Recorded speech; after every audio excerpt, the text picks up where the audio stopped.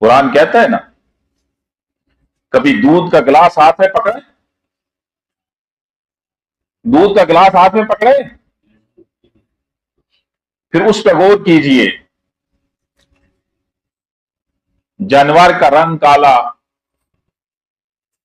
اس جانور نے، اس گائے نے، اس بھینس نے کیا کھایا؟ چارہ کھایا جس کا رنگ سبز، گرین۔ جانور کا رنگ کیا ہے؟ کالا ہے۔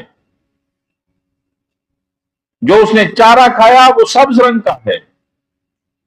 اس کے پیٹ میں گیا، پیٹ میں خون بھی بہہ رہا ہے، گوبر بھی بہہ رہی ہے، گوبر اور خون کے درمیان سے اس نے ایک سفید اور شیریں چیز نکالی، دودھ جو آپ کے کھانے کے لیے، آپ کے پینے کے لیے بڑی صحت مند ہے۔ کون ہے یہ کرنے والا؟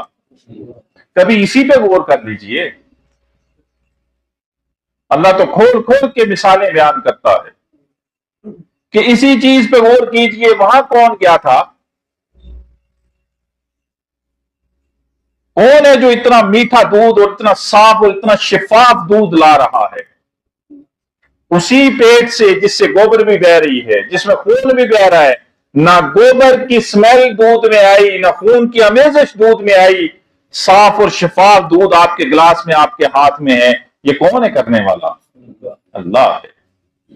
اب بھی اللہ کو نہیں پہچان رہے؟ بولو نا،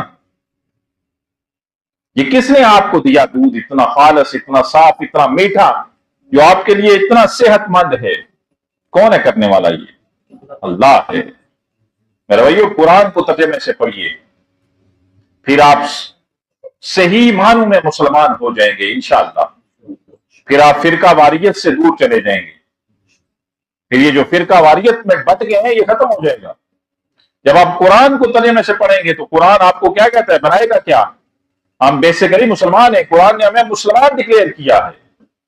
ہم آ کے فرقہ واریت میں بٹے، لیکن جب آپ دوبارہ قرآن کو ترجمے سے پڑھیں گے تو انشاءاللہ آپ کیا ہو جائیں گے؟ دوبارہ سے مسلمان ہو جائیں گے انشاءاللہ۔ اللہ ہمیں مسلمان بنائے۔